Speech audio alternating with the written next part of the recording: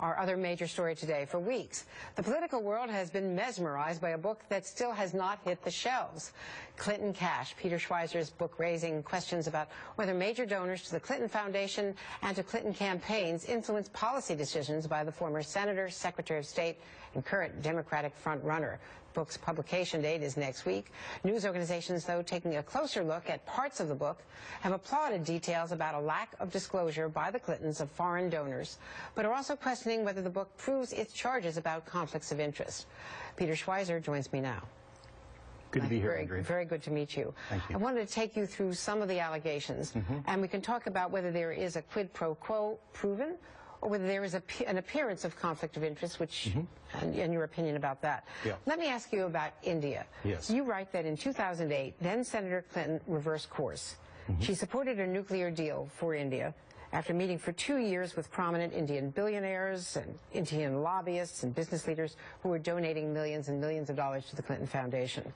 Our own research shows that 2 years earlier, Hillary Clinton declared her support as a senator for nuclear cooperation. As early as 2004, she was co-chair of the Senate India caucus. She traveled to India as the First Lady. Yes. She had long-standing connections with the communities there. Yes. So is it fair or accurate to say that she reversed course when our indication, our research shows she didn't, that the money, the subsequent donations, could have influenced this when she had already made those decisions? Well, what's important to recognize on the U.S.-India nuclear deal is the position that the Indian government wanted. They wanted access to U.S. nuclear technology without restrictions. That was not Hillary Clinton's position in 2006. She was in favor of further nuclear cooperation, but she voted in favor of the Feingold Amendment, for example, that put restrictions on that technology. And if you look at Sant Chhatwal, who was a trustee of the Clinton Foundation, a longtime friend and benefactor who was pushing this nuclear deal, he said in 2010 that back in 2006 Hillary Clinton did not support the deal that the Indian government wanted. So she, by 2008, by the time the vote took place, she had reversed course and she no longer voted for those amendments that would have put restrictions on the use of that technology. But she was overall supportive of the deal.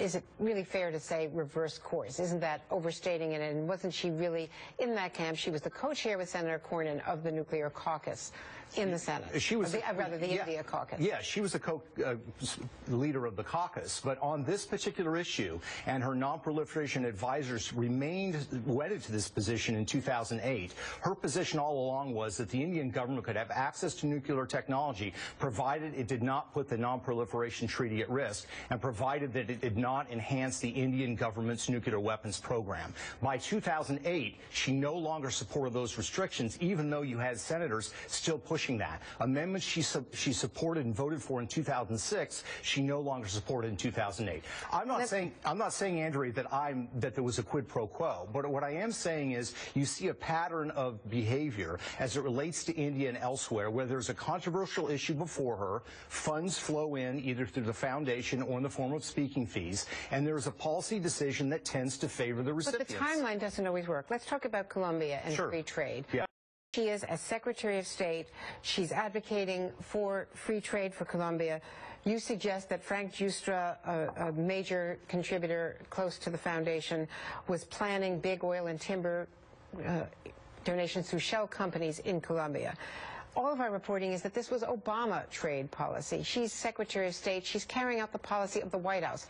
This White House, more than almost any other White House, really constrained the Secretary to follow free trade policies that she would have followed anyway. And his investments weren't until afterwards, in 2010. Well, that's exactly right. And this is an example where, because the book's not out, people don't have a chance to read it. What I focus on in the Colombia chapter... we have it here. I've read it. Yes, on the Colombia chapter, what I talk about is a cluster of commercial ties. And I focus particularly in June of 2010 when Hillary Clinton, Bill Clinton, and Frank Giustra are all in Colombia at the same time. And there are a series of meetings that take place. And after those meetings take place, place, the Colombian government grants a series of concessions to not one, not two, but three of Frank Juster's companies. Again, people could say, well, this is just coincidence. The problem is you find coincidence, coincidence, coincidence, coincidence. Now, you make connections between the uranium deal that you reported in the book and that the New York Times and others have reported on, Russia gaining control of a major uranium